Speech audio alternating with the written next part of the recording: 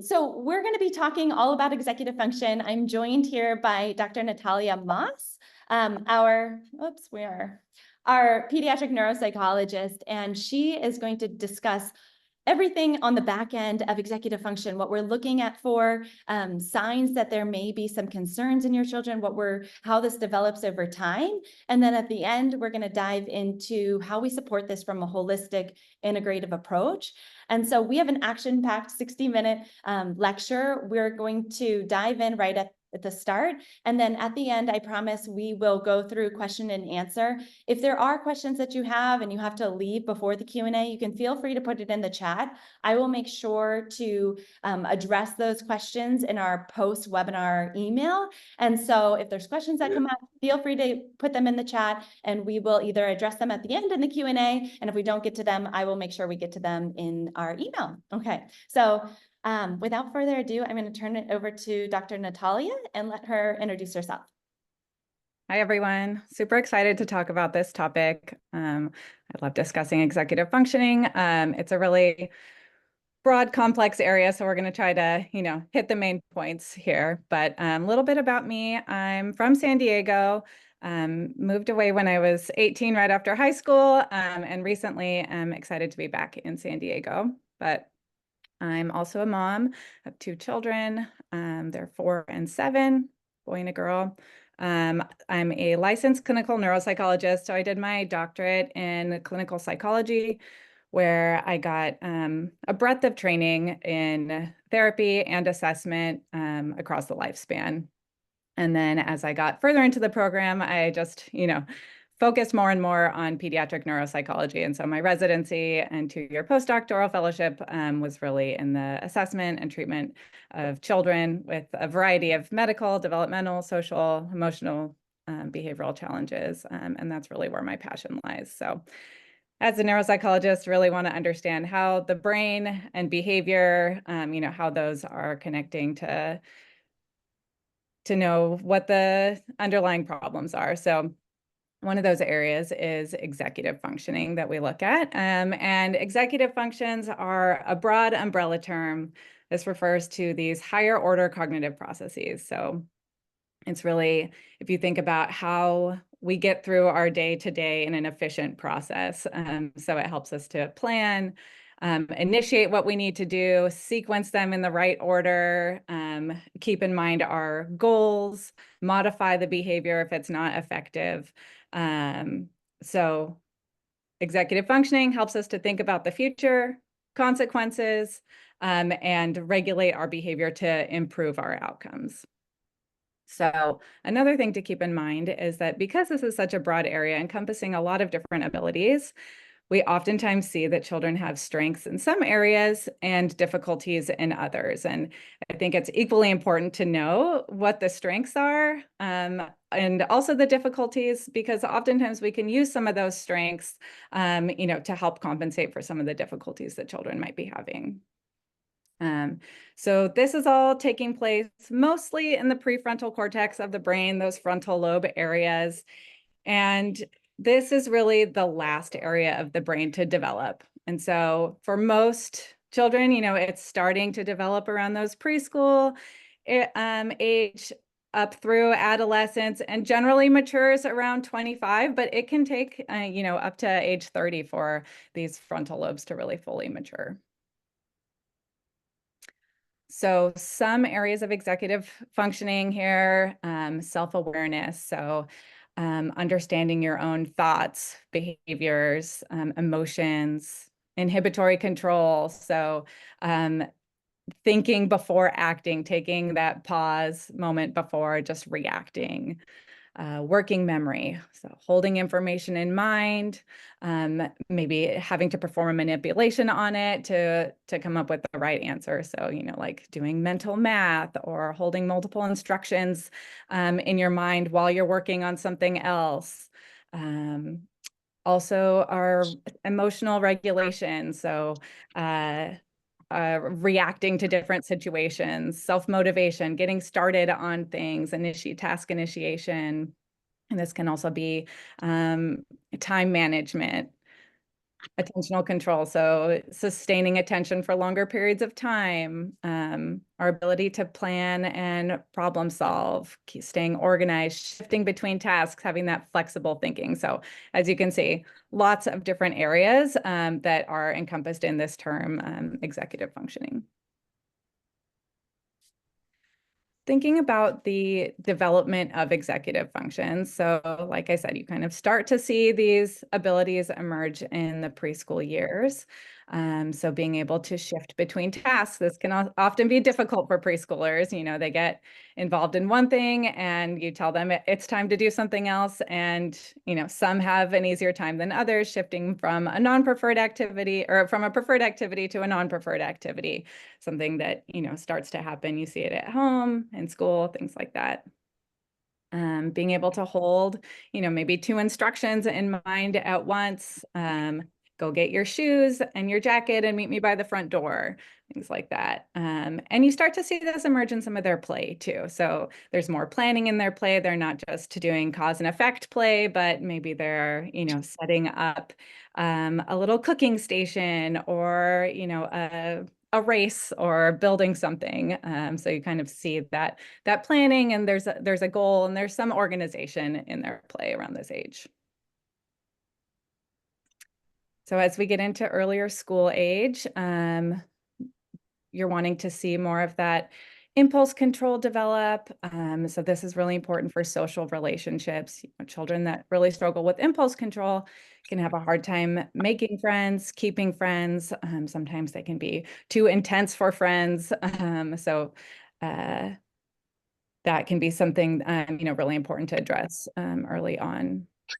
You'll see them start to need to have some goal setting abilities when it comes to school and getting through different tasks. You start to see children be able to organize their belongings a little bit better, keep track of their things.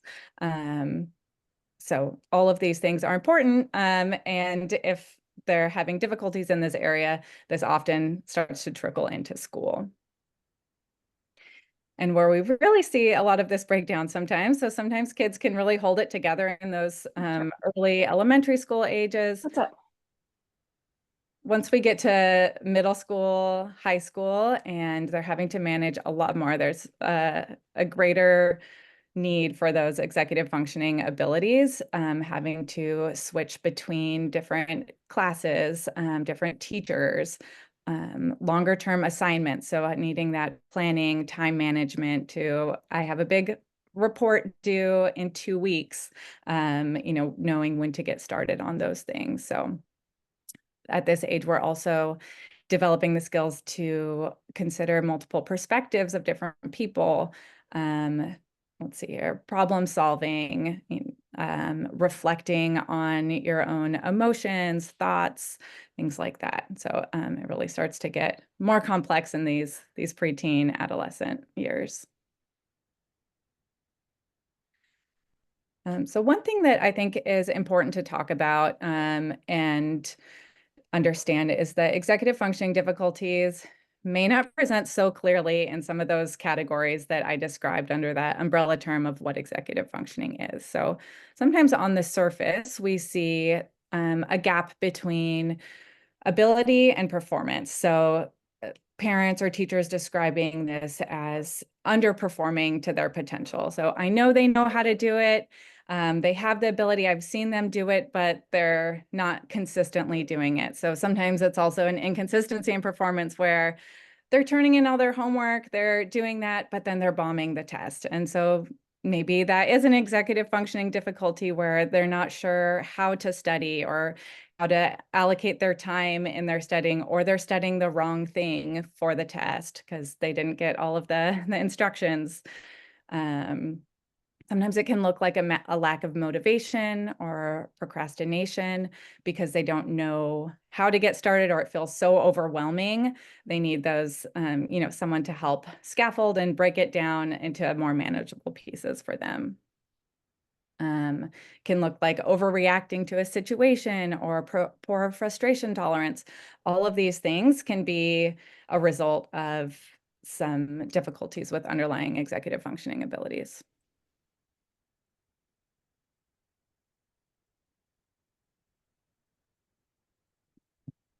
So another thing I wanted to touch on is that there is an overlap between executive functioning difficulties and ADHD. So sometimes I see children that have the executive functioning difficulties without ADHD, but oftentimes if children have ADHD, I think I almost always see executive functioning challenges as well. This is all occurring in that prefrontal cortex, the frontal lobes of the brain. So it makes sense that these would co-occur. But on the surface, so ADHD is a behavioral checklist of difficulties. If you're looking at our diagnostic criteria, it says, you have to meet 6 of these symptoms of inattentiveness or hyperactivity, impulsivity, or both to meet the criteria in 2 different settings. So by 2 different reporters, maybe a teacher, a parent, the person that's assessing them. But as a neuropsychologist, I have the opportunity to dive a little bit deeper. And I think from a neuropsychological perspective, we often view ADHD as more of a dysfunction of self-regulation. So a really breakdown of those executive functioning abilities. Self-regulation is a broad term, and we'll talk about that as well. But it is, our regulation of our attention, regulation of our inhibitory control, our emotions, all of these things. So we can kind of look at I like to look at the patterns of those executive functioning abilities in combination with the ADHD symptomology. So when we think about emotional self-regulation, I think this one is less often associated with ADHD, but something that we really see co-occur quite often.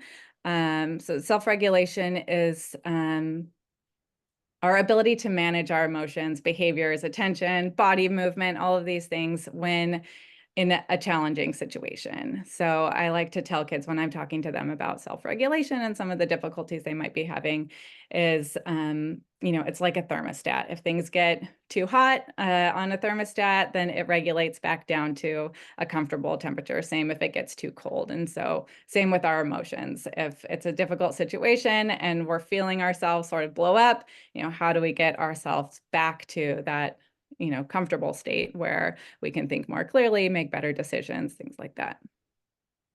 A lot of times children with emotional self-regulation difficulties, you'll see them get very upset and have a hard time calming themselves down, maybe not even knowing what they need to calm themselves down and needing someone else to sort of help them with that. And having a hard time being flexible in the things with things when things change. So they might have a hard time with if they really like schedule and structure and things have to change for some reason.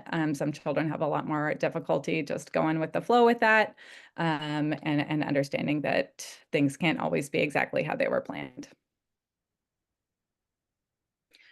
These are the ones that we see, most classically with the ADHD presentation, the self-regulation difficulties. So when we're thinking about goal-directed persistence, sustaining our attention through things that are boring. Another thing to know is that ADHD is not an inability to pay attention. It's an inability to sustain attention on a non-preferred task. So oftentimes children with ADHD can hyper-focus on an area of interest.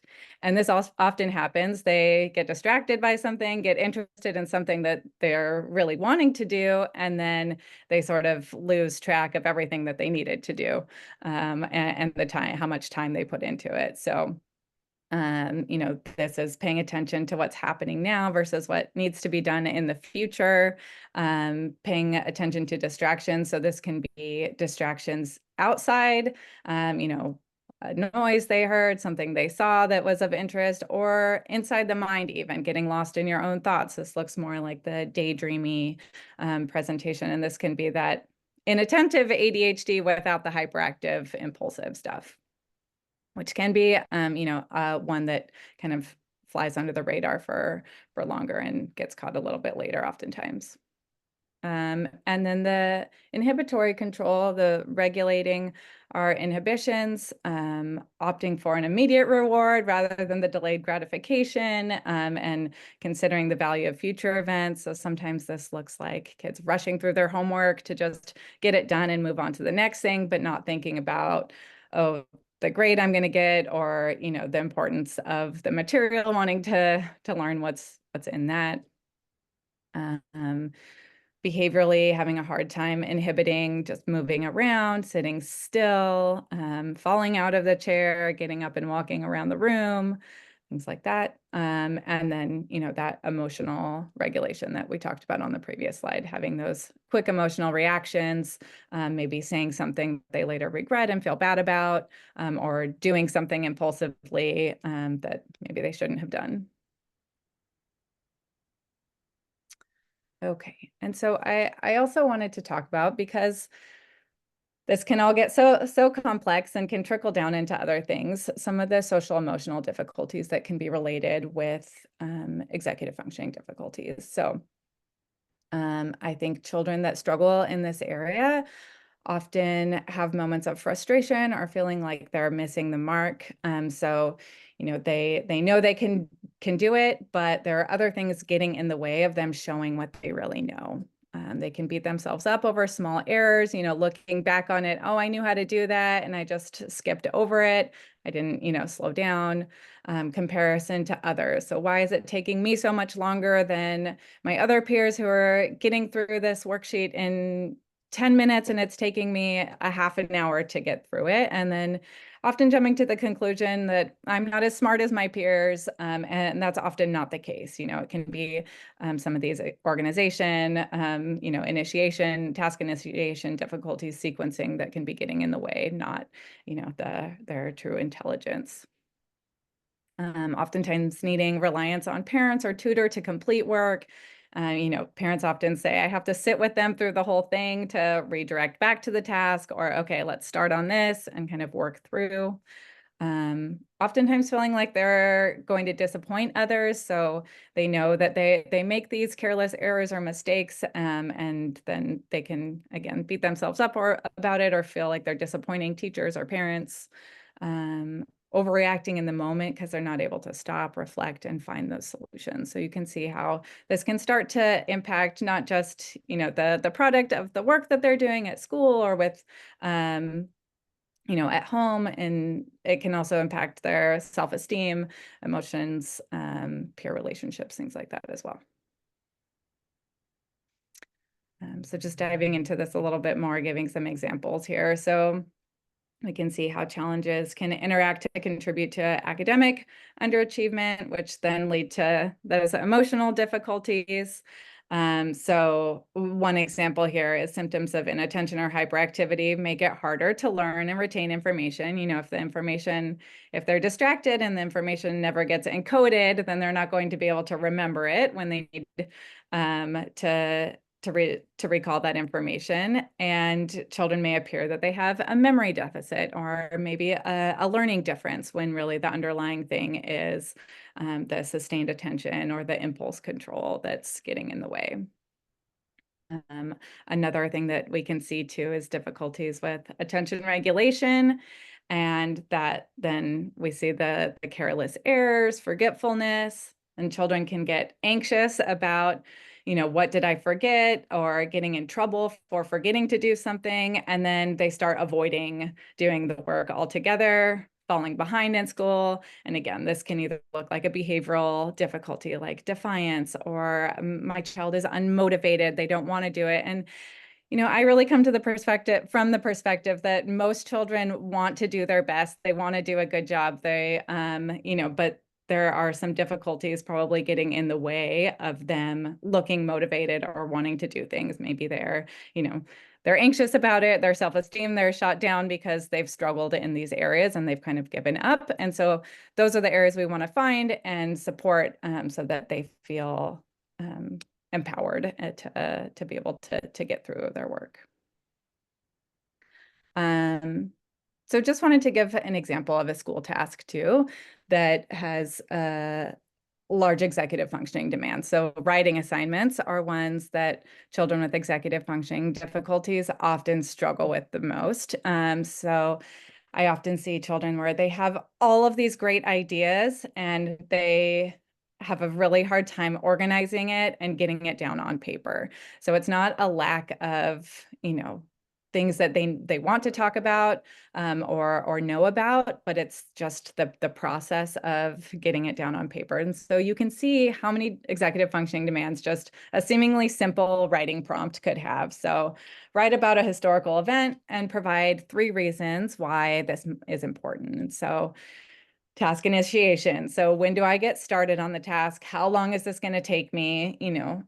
For most kids, maybe we can't start this the night before. We have to, a couple days before, let's write an outline, think about what we want to learn about, gather the information, and going through those steps. So persistence when the task gets boring. Sometimes kids with that attention regulation difficulties gets boring, they move on to something else, and then it's time to turn it in and they realize, oh, I only got halfway through this assignment and I never finished it up. Organization. So they're doing the research, learning about different historical events. They have to pick which one they want, consolidate all the information they've learned into, thinking about the 3 reasons that they want to write about, and the working memory. So keeping the prompt in mind, staying on topic while also focusing on spelling, grammar, punctuation. So all of these things, inhibiting distractions. They're working on their assignment in their room and they hear some music playing in the living room and, inhibiting wanting to go out there and get distracted by whatever's going on in the house, things like that. So I also wanted to talk about the evaluation process, what I do as a neuropsychologist to dive into looking at these different areas. So from a neuropsychological perspective, we want to look at the whole child. We want to look at all different areas of cognitive functioning to better understand, what the underlying difficulties are. As we talked about, children can struggle for a number of different reasons. And if we don't know what the reason is, then we don't know how to best support them. So we need to know where the disconnect is to inform the best supports intervention. Oftentimes I see parents that have tried so many different things and they've put a lot of time and money into all of these things. And it's hard to know, what's working, what isn't working, and are we even targeting the areas of difficulty here? So I do standardized testing, looking at these different cognitive areas. And then, so we have specific executive functioning tests, looking at problem solving, planning, organization, flexible thinking, task switching, processing speed, working memory. Then, that I use that data in combination with behavioral observations of working with children. We have standardized rating forms for parents and teachers to complete. If children are old enough, they complete about themselves too. And this is really those executive functioning abilities in the day-to-day tasks, the school tasks.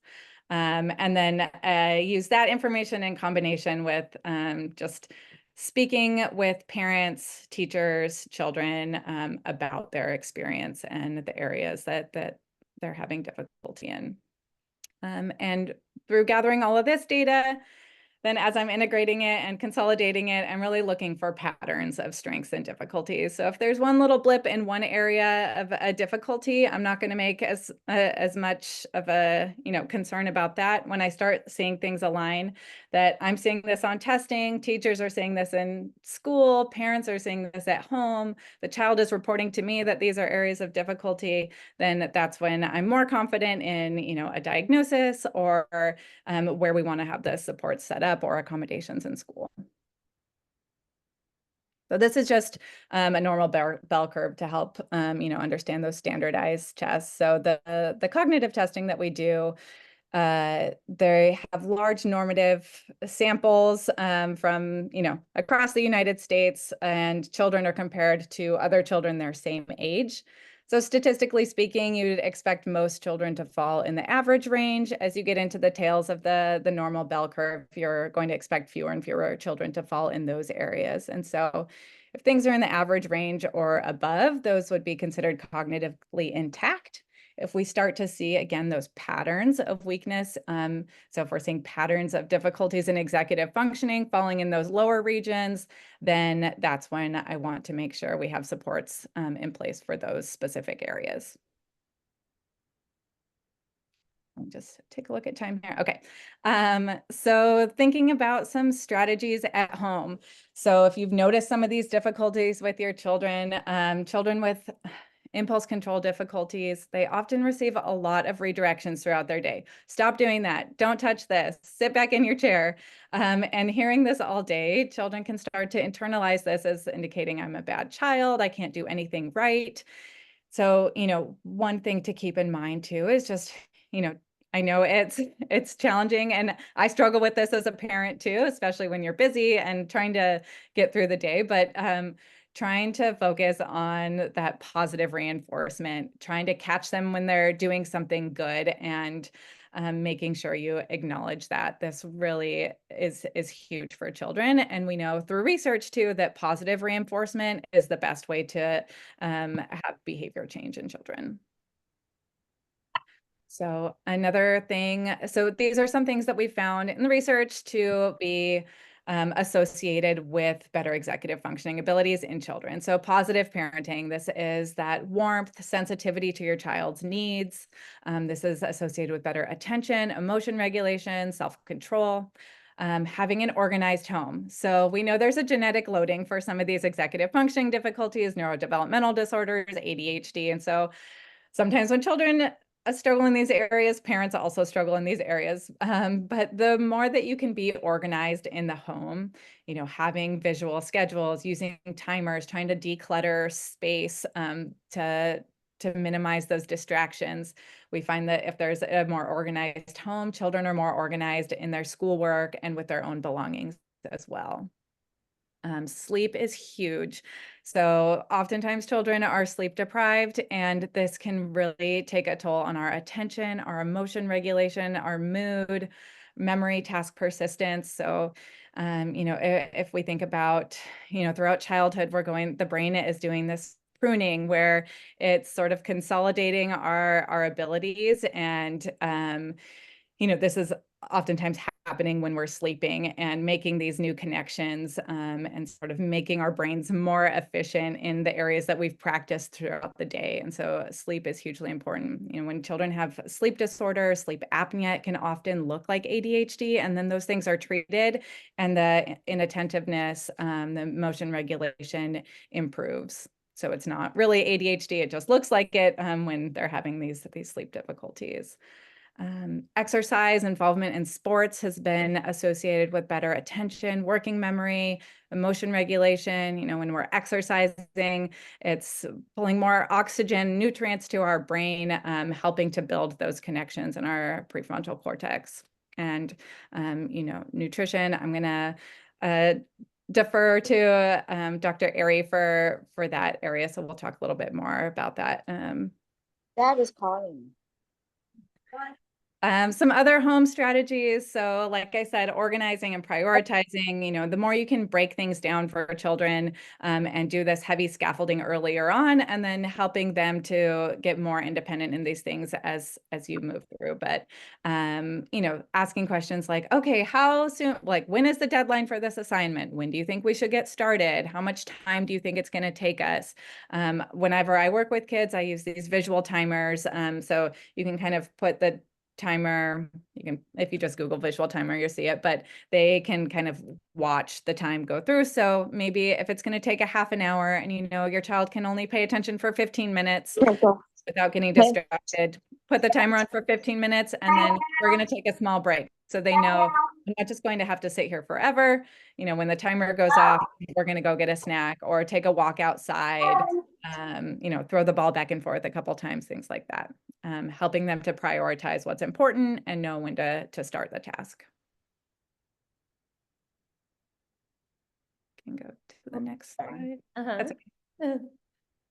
Some other activities to just build into the day-to-day that help with executive functioning. So cooking, baking, this takes a lot of planning, organization. So, what do we need to get from the grocery store? Let's make a list, gather all of our items. Do we have enough time to make this? Sequencing, things like that. So cooking is a great way to build executive functioning. Gardening, it takes planning, follow through, organization, and how you're going to lay things out, and that delayed reward. So working at this, watering, caring for the seed, and then, eventually we're going to have this beautiful flower or plant or, fruit that grows on this plant. Some games that, are common games that can really help to build some of these skills. So Monopoly, building goals, things like Connect Four, chess, checkers, takes a lot of planning, organization. Jenga is one that really involves some impulse control. The memory games where you have the little cards and have to remember, so they're having to pay attention, concentrate, work on those memory skills. So lots of games help to build some of these abilities as well. And children with executive functioning can really struggle with games sometimes, and the winning and losing aspect and regulating their emotions through that. So it's nice to practice those in a fun way that doesn't seem like we're practicing on, something academic or on these executive functioning skills.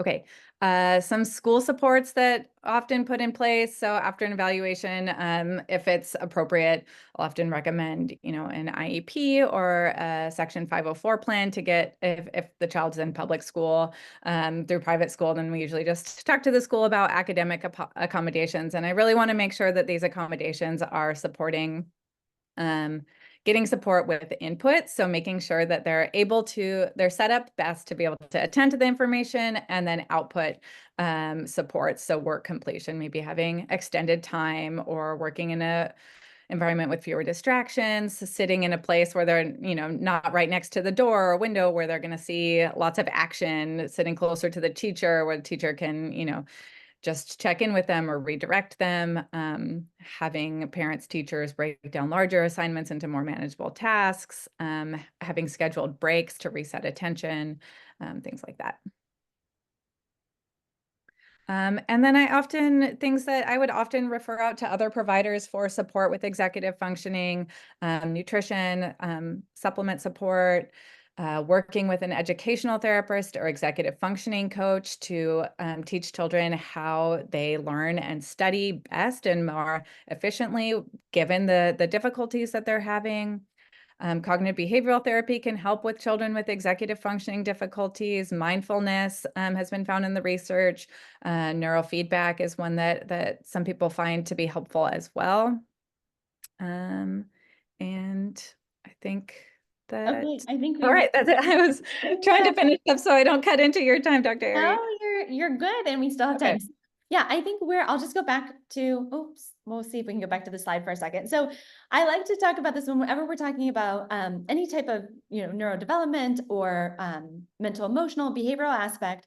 I always break it down for parents into like these two main spheres. So there's the psychological or environmental influences, and then there are the physiological. So what's going on inside your child's body? And I would say my area of focus and attention is in that physiological realm. So something like cognitive behavioral therapy, the educational therapies, how you structure their environment and home are extremely important. And Dr. Natalia touched on some of those strategies there. And then now we're going to move into what are we looking for? What things internally could be impacting your child with the development of these skills? What could set them up to have a more difficult time? And how do we support them? And I think in the Western model of mental health, that is driven towards medication. And medication is one of the only strategies we have. I would say that, and now we have neurofeedback too, which I love. So neurofeedback works on that physiological component. But a lot of children, they're recommended by even their learning, therapist or their cognitive behavioral therapist to seek out medication because some of these aspects of the behavioral approach aren't enough. And a lot of parents take a pause. And And rightfully so. Some of these medications are quite strong, have long-term impacts. And so they want to explore alternative options.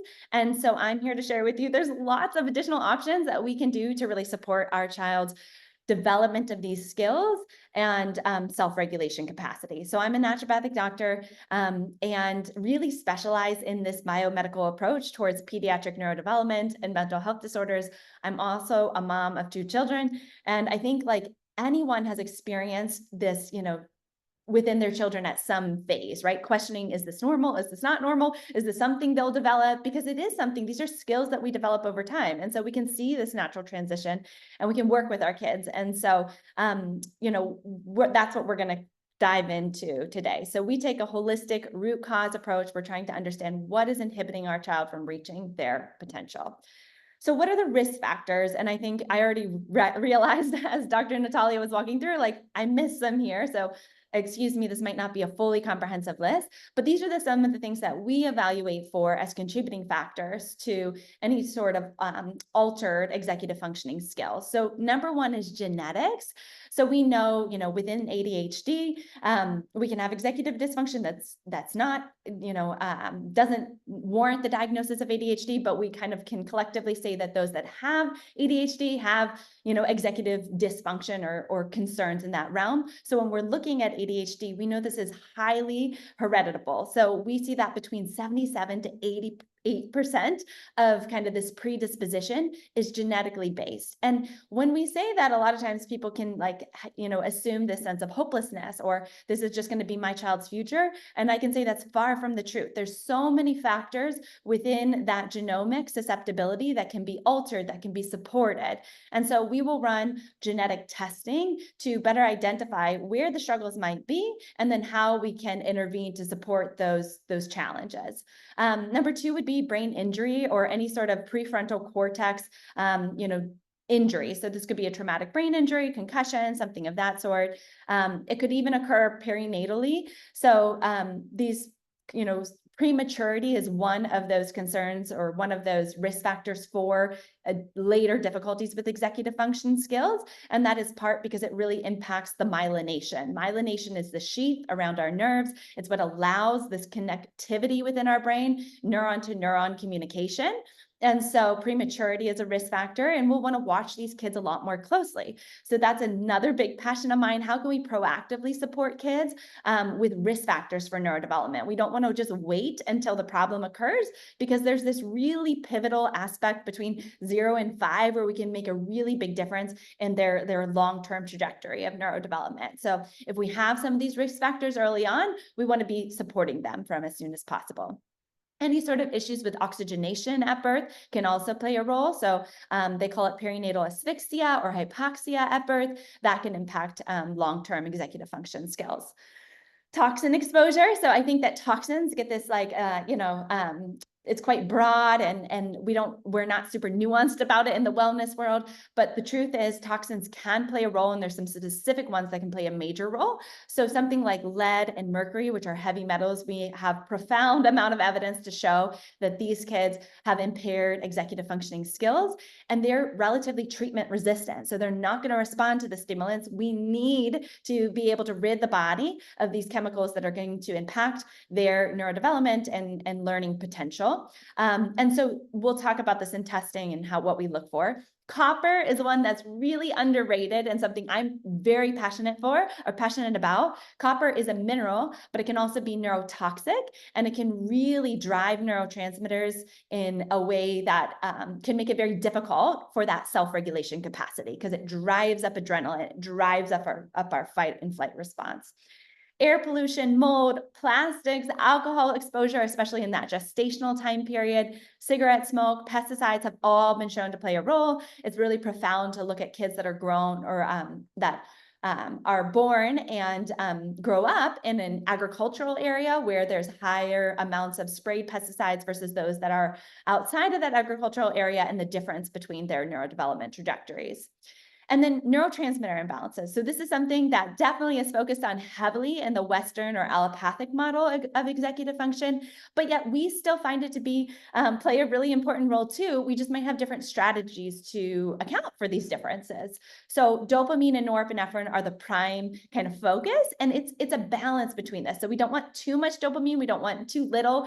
Same with norepinephrine, but these really drive that attention, the focus, the motivation. And so a lot of times, again, medications are geared towards increasing or modulating the realms of those two neurotransmitters. Serotonin plays a really big role in that self-regulation piece as well. So we'll talk about that here in a moment as well, but that's one, especially within the mood capacity, serotonin plays a role. And then acetylcholine is involved heavily in our memory. Nutritional deficiencies, I can't emphasize this enough. So this is actually what drove me into this area of focus and specialty. I first started focusing on what is called an orthomolecular approach, and I like to call it nutrient-based psychiatry. So if you look up Dr. Bill Walsh or Carl Pfeiffer, there's a book out there called Nutrient Power. It talks all about how nutrients play a crucial role in our neurotransmitter regulation. They are cofactors for the production and the metabolism of neurotransmitters. And when we see deficiencies here or excess in some sorts, like in copper, we will see disrupted neurotransmitters. So sometimes even from a genetic standpoint, it's not necessarily that there's a genetic difference in signaling or release of a neurotransmitter or receptor function, although that can be the case, but it could be that there's a difference in how we process our nutrients. And that is what really perpetuates a risk for executive function challenges. And so some of those we see as magnesium deficiency. I think if you have looked into functional medicine approach to ADHD, you might have come across Dr. James Greenblatt. He wrote the book recently called Finally Focused, and he's a psychiatrist who has really kind of redefined this field and focused heavily on the functional medicine approach to ADHD and executive function and other mental health disorders. And he talks about within his practice how 90% of these kids have magnesium deficiency. And so magnesium is such a foundational nutrient to support that impulse control and support hyperactivity concerns, and something we definitely find quite often. Food intolerances are something that we also can see play a role. So we'll talk a little bit more about this, but artificial food colors is one that I definitely look to and try to eliminate right off the bat. But then other kids can have intolerances to other foods such as gluten or dairy that's driving up a more dysregulation. There can be issues with oxalates, salicylates. Gut dysbiosis. So gut dysbiosis, you've likely heard of, and you know that the gut is such a foundational aspect to our overall health, and it also really impacts our brain health. And so our gut really synthesizes neurotransmitters, and it alters neurotransmitter regulation in some profound ways as well. So in particular, we're looking for elevations in both Clostridia, or I should say Clostridia and or yeast. Both of these will really impact the dopamine pathway. They'll drive up dopamine, they'll lower norepinephrine, and this can exhibit, or these children can exhibit quite a bit of impulsivity, aggression, anger. And so we'll look for these, because if we can get rid of them, sometimes that's all. It's not a genetic predisposition. It's just that there's significant dysbiosis and it needs a little bit of correction. And these kids can be, quite well off long term. There's just this little thing going on within their gut that's changing their behavioral response. Oxidative stress and inflammation, and that's quite a broad term, but this is really how toxins kind of impact our brain, and some of how food intolerances impact our brain. It's through an inflammatory response within the body.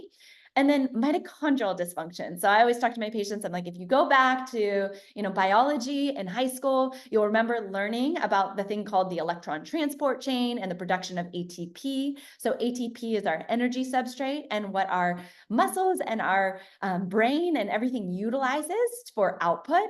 And our brain is an extremely metabolic organ. So it is profound. It consumes 25% of our calories daily. I always tell my patients, I'm way more hungry on the days that I am working with patients than I am when I'm at home, just being with my kids, because it's cognitively demanding. And so if we have an energy deficit, we are not going to be able to, have that output that we desire. So we're looking for how their energy production is. So where do we go with testing? How do we start to kind of like look into these things? You can do this right with your primary care provider if they're willing and open. And these are standard tests that you can order through a standard lab such as LabCorp or Quest. A CBC, we're looking for anemia. So just like sleep apnea or, sleep apnea specifically can impact executive function. Part of that is because we're getting poor oxygenation to our brain. We also need adequate amounts of iron to transport that oxygen to our brain. So we're looking for anemia. So a CBC is a good start. If we can go the step further, then we like to look at ferritin, and that's at the bottom of this list. And ferritin is looking for iron storage, and that's much more of a sensitive and relative marker of iron capacity than just an iron panel itself. We can look at a heavy metal screening. And in here, especially when it comes to something like lead, we want this to be a non-detect. There is no safe level of lead. So even if we're sub-threshold, we're not above their reference range, but we have a lead of 2. We want to address it. We wanted to understand where it's coming from and how we can get this out of our child's body, because we know that it can impact their ability to function at their optimal level. Mercury, if they're not consuming fish, then we really want to have a heightened concern that it could be something environmental. And then arsenic is one that I tend to see, high, or I would say it shows up more often than some of the others. And that's just because it's in our food supply. And so we can see some levels being okay, but if it's coming outside of those reference ranges, we definitely want to take a pause and look a little bit further. Vitamin D it's been shown to be associated with ADHD and executive function skills, and we want to be shooting for higher levels than just right above that reference range again. So 50 to 80 is my ideal mark. Vitamin B6 is so crucial. I always say, like, if I could start with like 2 things for emotional regulation, it would often be vitamin B6 and magnesium. Those 2 work synergistically, and in the research, they have profound impacts on that self-regulation capacity. And that's because they have profound ability to alter neurotransmitter balance, or I should say contribute towards a more balanced state. B12, MMA is another marker. So MMA, if it's high, it's telling us that B12 might be insufficient within the body. Magnesium, RBC.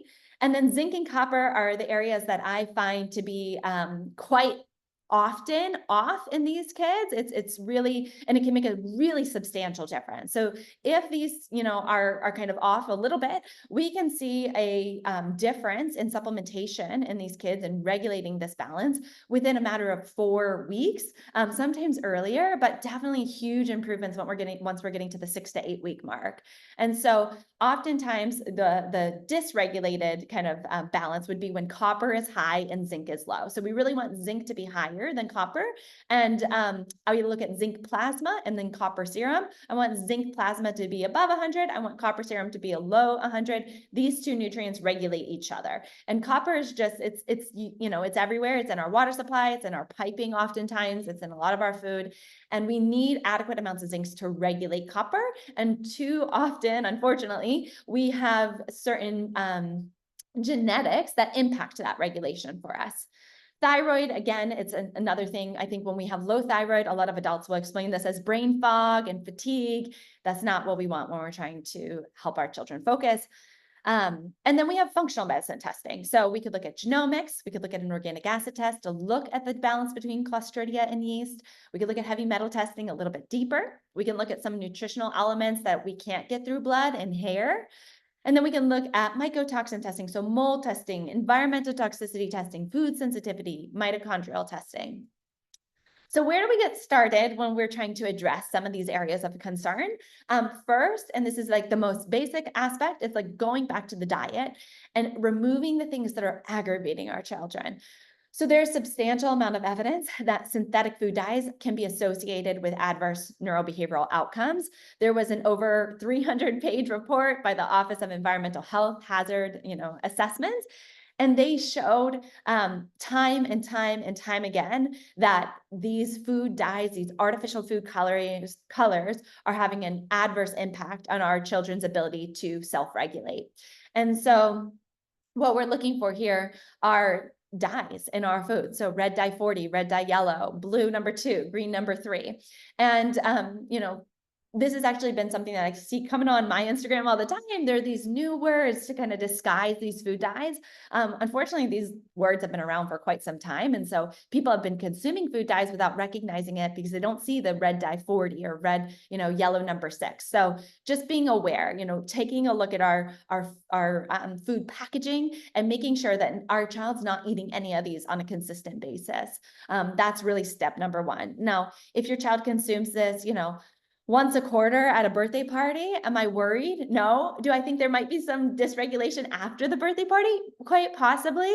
But really what we're trying to do is like avoid any sort of, exposure on a continuous basis. The second thing I really focus on is protein. And so we know that protein really can trigger some of these alertness inducing neurotransmitters, while carbohydrates will trigger a sense of drowsiness. And so consuming protein can kind of upregulate and promote dopamine and that norepinephrine synthesis. And we also know that it really stabilizes our blood sugar. So with self-regulation, when we're seeing poor impulse control and we're seeing big tantrums, a lot of the times we're dealing with this hypoglycemia. And the other side of this is that once we eat a very, a high carbohydrate meal, we've all experienced this, we can get a sense of drowsiness. And that's because of the way that insulin influences the cortisol and melatonin rhythm. So the meal that I focus on first with my families is just breakfast. How can we get a high protein breakfast? And if your child is an animal protein consumer, then I focus on animal protein because it just tends to stabilize our blood sugar a little bit better than some of our plant-based proteins.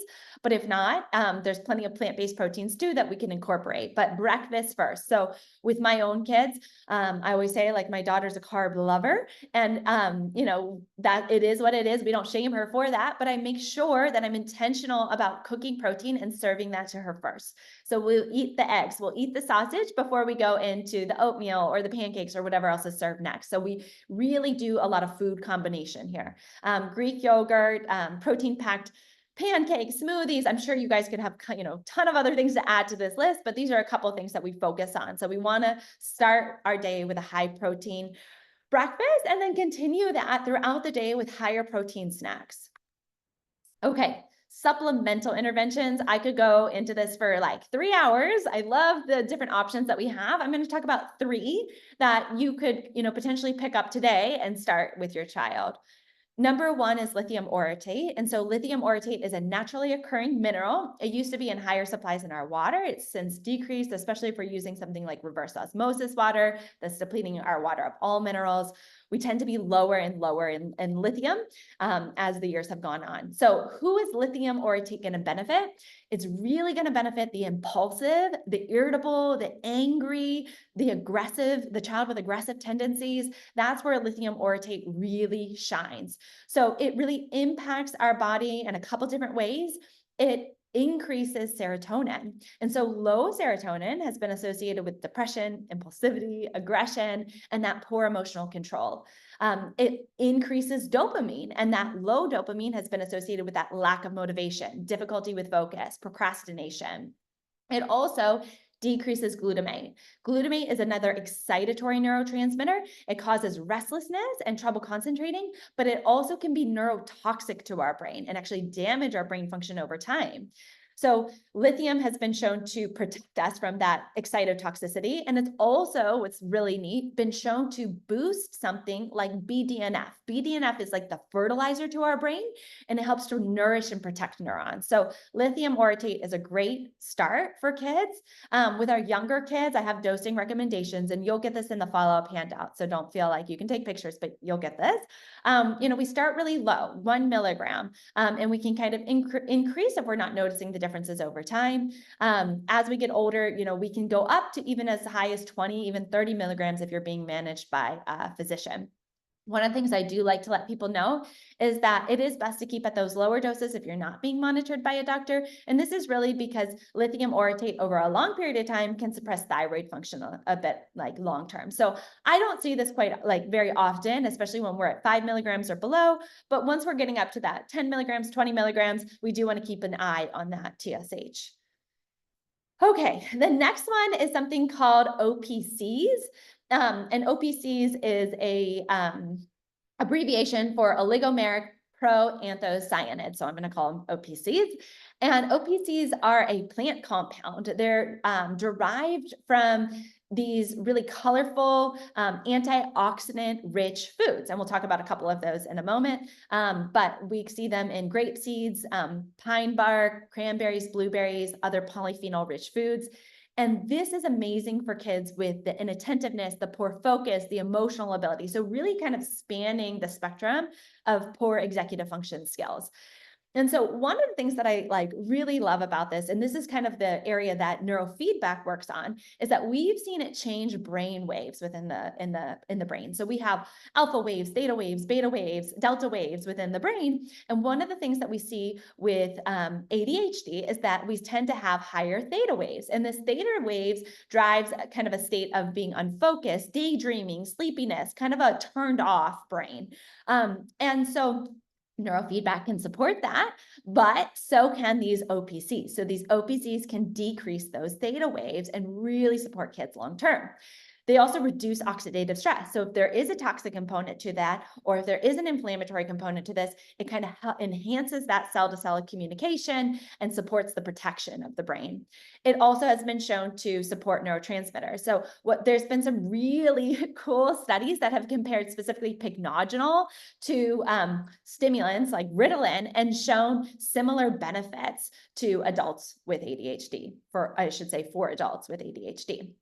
So if we want, we could just start with a foods-based approach and we could increase our intake of some of these polyphenol-rich foods.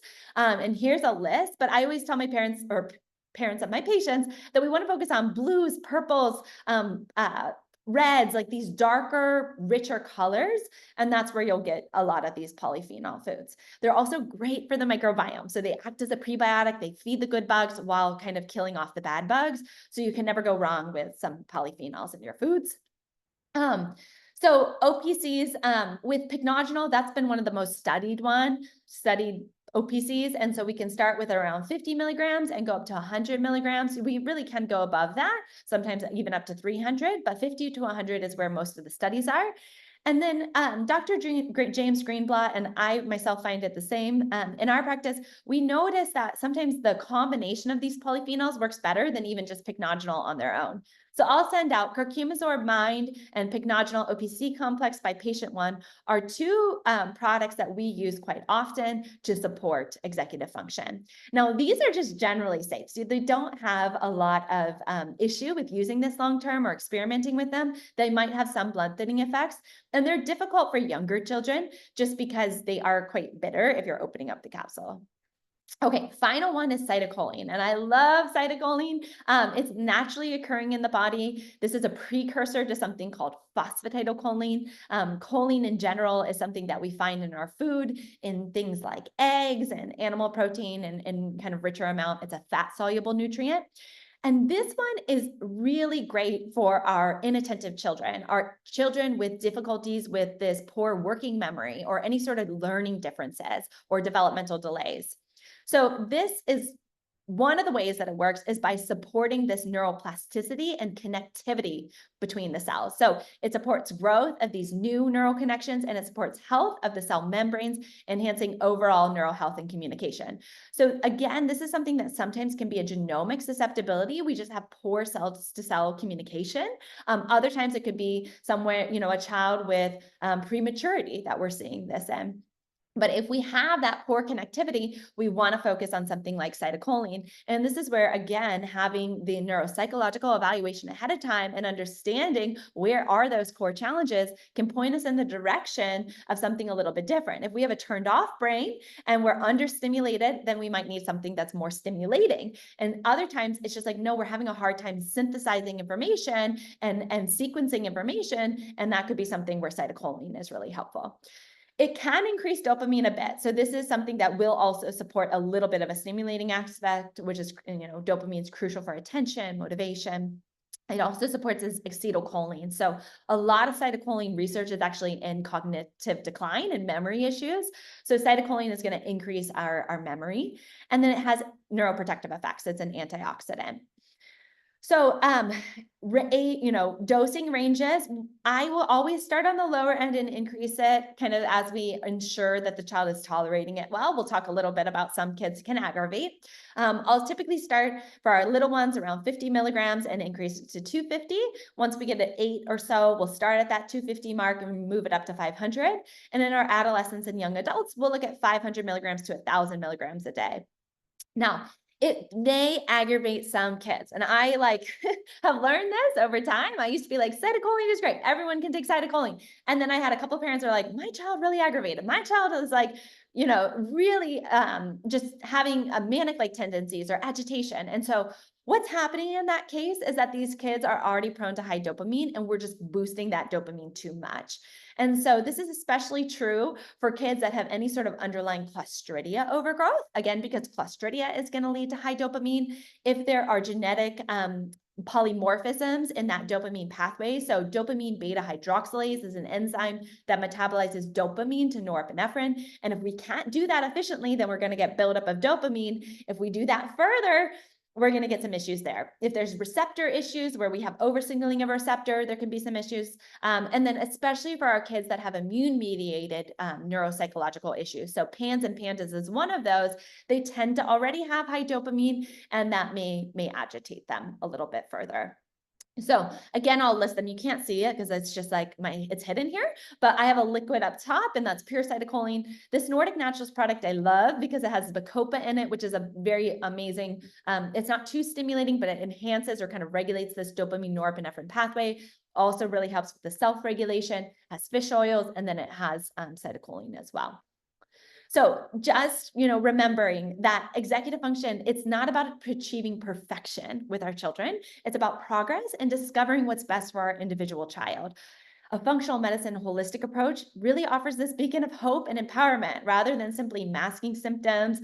This kind of comprehensive strategy that we approach executive function with helps us delve deep into your child's strengths as well as aims to identify the root cause of their core challenges. So by addressing these underlying factors, we're not only treating isolated symptoms, but we're really nurturing their brain and its innate capacity for growth and adaptation.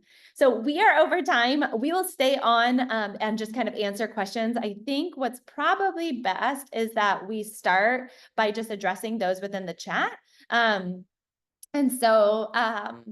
Natalia, I'll let you kind of go from here. I can jump in with that. So how many hours of testing would I typically do for a 6-year-old? So 6-year-olds, I would typically do 3 days of testing, 9 to 12. And I'm not testing that whole time. We're taking lots of breaks, playing games, building rapport, things like that in between. So yeah, for older children, I'll sort of mimic a school day. I'll do 2 days from 9 to 3 and we take a 1-hour lunch break. But for a younger child, I would do 3 little short days. What kinds of tests can you not give a 6-year-old that you could give a 7-year-old?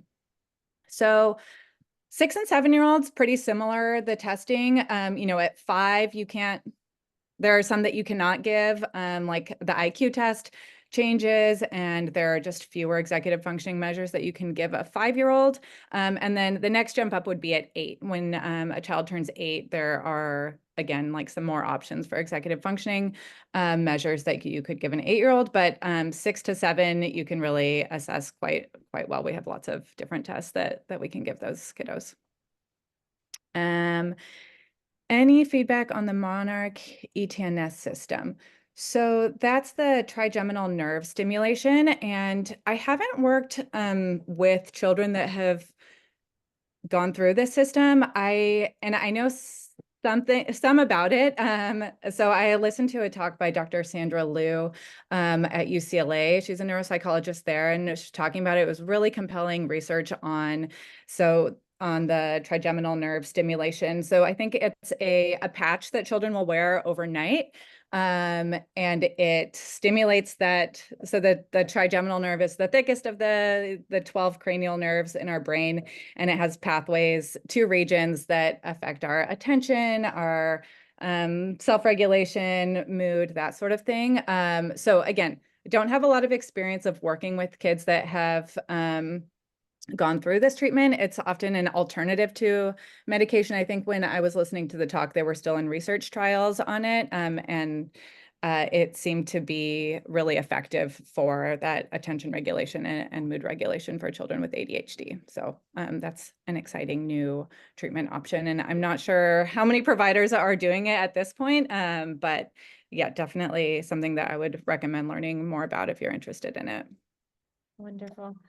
Okay, I'll take Stephanie's question. What do you think of alpha GPC instead of cytokine? I love alpha GPC. It does tend to have, they're a little bit different. So the alpha GPC tends to have a little bit more of a stimulating effect, where the cytokine has a little bit more of that benefit with the connectivity. So both can be helpful. I would say I tend to use more cytokine because it has less side effects than alpha GPC, but I've definitely used both. And if you're getting results and not the side effects, then I don't think there's any harm in continuing that alpha GPC. Both cytokine and alpha GPC are much easier to take for kids because there's in formulas that taste a lot better than when we're going to like phosphatidylcholine or things of that nature. And then another question, budget-wise, the best functional medicine lab to start with to determine gut health and other markers mentioned for, to support this journey with executive function. So in my opinion, the best gut health test is going to be your organic acid test.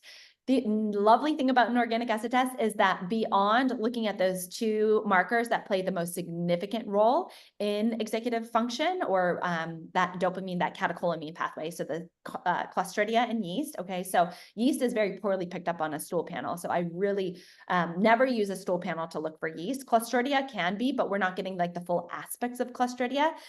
So an organic acid test is great for those microbes, but beyond that, it's also really helpful for us to assess mitochondrial function. It looks at neurotransmitter balance. It looks at certain nutrients like B6 and B12, folate metabolism and others. It looks at signs of toxicity. So we can get a lot of information with one test, and it's around $300. Okay, anyone else? Is sulforaphane okay if SIBO is suspected? So I love sulforaphane. It's not the thing that comes up in my practice as the one that plays the greatest role in executive function. It's an anti-inflammatory, and then it does improve glutathione synthesis. So if there's issues with toxicity or if there's issues with inflammation, we're going to see benefits there. It can sometimes, so it is a sulfur-based compound, so it can feed sulfur-consuming bacteria. And so that disulfo vibrio bacteria tends to be an issue with the diarrhea-based SIBO that we would see. So if our child has loose stools and SIBO, then we might want to be careful with the sulforaphane because it could further feed those microbes that are driving that process and aggravate those kids. Anything else? Okay. If there are other questions that come up after the webinar, please feel free to reach out to us via email. We're here to support you. Like I said, I'm so glad you are able to join. And if you missed any of the webinar or, need to return to this, we will make sure we send out the webinar recording as well as a summary of these recommendations and next steps if you're looking into neuropsychological testing or want a more holistic root cause approach towards maybe an already diagnosed condition. All right. All right. Thanks, everyone. Mm-hmm.